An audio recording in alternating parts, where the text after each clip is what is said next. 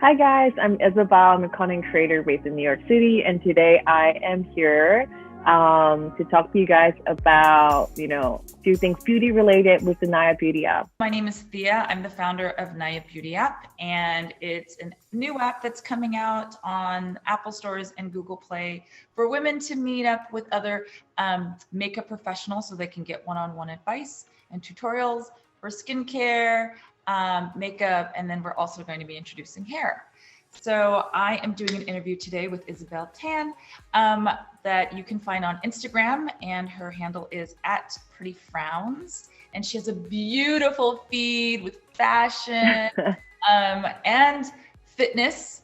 I've been watching your videos, and I've been kind of with your workout videos, which seems amazing that you're out there like out on the lawn doing workouts, and then also now you're back in the gyms. So thank you so much for joining us today. Thank you for having me. I'm really excited to share my experience about beauty and how I've been handling the pandemic. Okay, so tell me, can you just give us a little short intro about yourself? Okay, so I'm a New York City-based content creator, but I'm originally from Singapore, and I've been, I would say in the past, I've been more of a lifestyle fashion creator, but 2020, like I've really, spent a lot of time exploring different makeup looks, skincare, and now that I feel like we can't really go out and do facials and stuff, I think I've really done a lot of reading and research on how I can achieve all that stuff at home. So this is very exciting for me. So tell me, what is your definition of beauty? My definition of beauty is being healthy. Because, as we've talked about, when I saw you this morning, I said, wow, you have this really nice glow going on. And I think that it really comes down to the stuff you eat, if you're exercising, if you're drinking enough water, skincare. And I always think that makeup is to enhance whatever features you already have, and it's a creative outlet. But I'd say it comes down to being healthy and feeling good. Oh, I love that. I love it. It's like, you're right. It's more about the confidence in within and just trying to, accentuate those features of yourself that you love, right? And even if they're flaws, right? If it's like freckles, I mean, I love it that before people used to hide freckles, and now people are trying to put faux freckles on their face. Yeah, I actually had a little video tutorial on that. It was one of the first reels I posted. Oh, really? Yeah. So, everyone wanted to get those natural freckle look because it's hard when you're dotting them on. So there was this brand that sent me like a brush where you can dip it in the product, and you kind of just flick it with like a toothpick, and it kind of just splatters onto your face naturally. Yeah. Right, it's not just uniform when you're dealing with like freckles. Exactly. Right? Kind of like they're kisses from the sun, right? So tell me, what does feeling beautiful mean to you? When do you feel like the most beautiful? I think I feel the most beautiful when I am in a great state of mind. I feel like that's underrated. Because in the past I used to think, wearing a nice outfit, like using a new lipstick, it makes me feel good. But I think that adds to the state of mind. Like it gives you a confidence boost, but also, I think how I feel about myself. Does that make sense?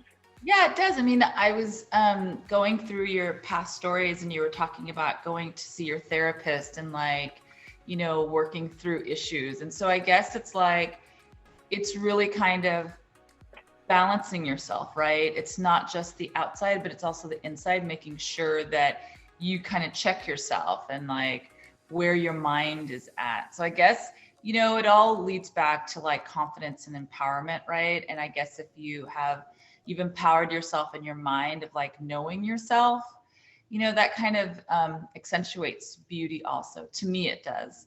So that you really know yourself and you feel confident. I think that's, to me, that's what it means, to feel the most. I love that. So, I've checked out your platform and also your blog, and you have some great advice that you're giving to women. How did you get into that? I used to be really afraid of sharing too much about myself, even though so much of my life is public. But it just got to a point, when the lockdown happened and it didn't make sense to be showing just the glamorous side of things, because I think everyone got hit with, I don't know, everyone was very confused. I don't think, I think everyone kind of went through a phase where you're like, what am I doing? Like, what am I doing at home? Like, everyone felt lost. So I didn't want to show an unrealistic idea of how I was coping it, and I didn't want to make people feel bad, because I think sometimes we look at what people are doing in the past and we tend to compare ourselves and feel like, why am I not doing that? And I just wanted to be very aware of not doing that. So I started sharing more, and people started responding very well to it. And like, I just felt more connected to my community than ever. And it just kept making me want to read more, listen to more podcasts, and just share a little bit more on that. Well, so while you were sharing and we're talking about the pandemic and being in a quarantine, is there anything about yourself that surprised you? I am very surprised at how good I am at being alone. Because I live alone, a lot of people have moved out of Manhattan, and at one point I was like, should I leave?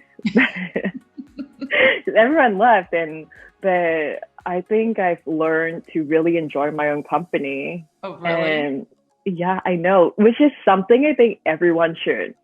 I think the lockdown forced me to learn to do that. But yeah, I've discovered like different sides of myself that I never knew.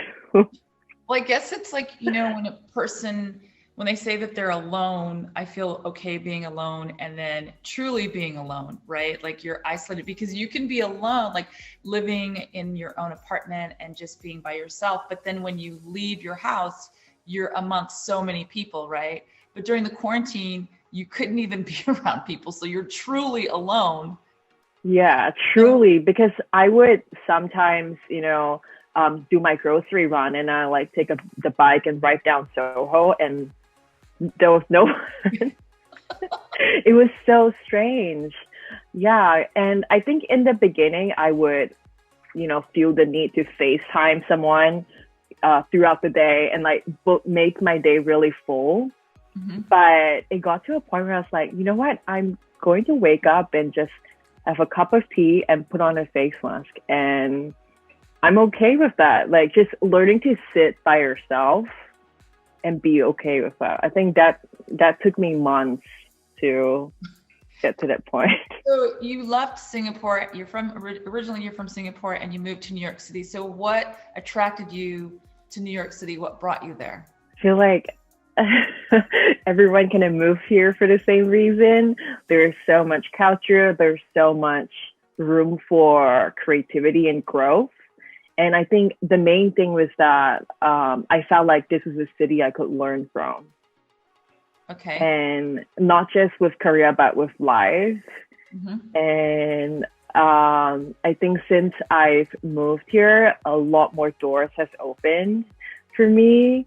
And yeah, like every project I work on, I feel like I'm learning so much as a person, and it's super exciting for me. With the quarantine and the shutdown, did you discover new things about New York, or did you rediscover New York, or fall more deeply in love with New York, since you said people were leaving? Yeah, I think I'm very lucky that my family and friends are all very healthy, and I don't want to like romanticize the pandemic, because I do know that, there are people who are very extremely affected by it. So I want to say that because I don't want to like come off as insensitive. But I think, the little piece of nature we have. Like I would take the bike and go down to Central Park and just kind of sit there and really take time and just take in everything that's around me. Because I think before, there are all these things that were there, but we didn't really make time for. Like I'd be, waking up meetings at 9 and then rush to another one at 11 and then grab a quick lunch. And it would just be places to places.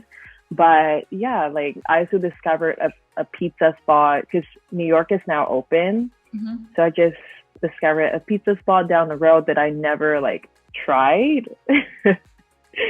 So it's just like the little things. Yeah. Right. I mean, I've talked to some people and of course they don't want to minimize, the tragedy of the pandemic, but there's also like a silver lining that they find. And it's like, they always start off with like, I don't want to say, oh, that the pandemic was great for me, but it's not that it's great, it's bad for everyone in general, but for myself, I was able to learn something about myself that I didn't even know. Like one girl was saying like, I like to read. I never knew that I liked to read. I was just always so busy. And now I love reading. And then other people are saying like, I am able to exercise. I'm in the best shape of my life. Yeah. So it's like, I guess, what would be your positive takeaway? Oh, it's such a cliche, but I started reading a lot more too. I started, like you said, I've been on this workout journey. I think before it was easy to just say that, I'm too busy to work out. And now I can't, I don't have that excuse. And this is the first time I've worked out consistently for, I think, 2.5 months. And I really feel the difference in my skin even. Right? Yeah. And like my body hasn't changed that much because I was, I'd work out pretty consistently, but now it's like super consistent. But it's just like my skin and my sleep, just those, those little things that you can really see a difference, right? Yeah. Also, I guess before I had this one makeup look that I would always do, because it was safe. If I had 1 or 2 hours to get ready, I knew that would work. But it got to a point where I was like, I'm not going anywhere, but let me put on a makeup look I've never tried before. Okay. And just see how it would look. And I've explored quite a few different colors and it's been fun playing with makeup. When you started the year 2020, did you set any intentions or New Year's resolutions or any goals for yourself? I thought that 2020 was going to be a really busy, it's going to be a year about hustling, about, booking the campaigns and like killing it. And obviously a lot of things got put on hold because of that. But I think if I went down on my feed from 2019 and I look at the content I've been putting out now, I think I am able to connect people in such a more intimate way. I'm able to, work on just styling different outfits, work on, my knowledge on skincare and stuff. Like, yes, I might not have, done all the jobs because things are just not happening, like Fashion Week and all that stuff. But I think I've grown so much in a personal way that I never knew that I needed or wanted, I guess. Mm-hmm. Yeah. So cool. Now I'm excited for 2021, now that I have all these new skills. Yeah, it's kind of cool because it's like, it's more about personal growth, right? And so with that personal growth, you're incorporating it into your feed and into your profile, and you're showing it a little bit more to your followers. Is there something that you were afraid to show to your followers? Because I know that there's this influencer in San Francisco, and she was saying that most of her feed was like very neutral palette. And when she tried to like do like a pop of color, people were like giving her backlash, like, no, this is the reason why we like your feed is because of your neutral palette. And why are you selling out and now adding like bright colors? And so she kind of felt like she was like in a cage that she had to, satisfy her followers by keep on doing the same thing, even though she wanted to express herself differently. So was there a side of you before that you were kind of holding back on showing to your followers? I think I was afraid to show a side of me that wasn't perfect. I think we all feel that in a lot of ways, people, like, we are just normal people, but because we have this platform, you know, whatever we say, whatever we show, are being judged a lot more harshly. So I started creating this series, a weekly vlog series. They were just 1 to 2 minutes long, where I started talking more about my life. And it wasn't even really on a extremely intimate level, but it was just people got to see more of my personality.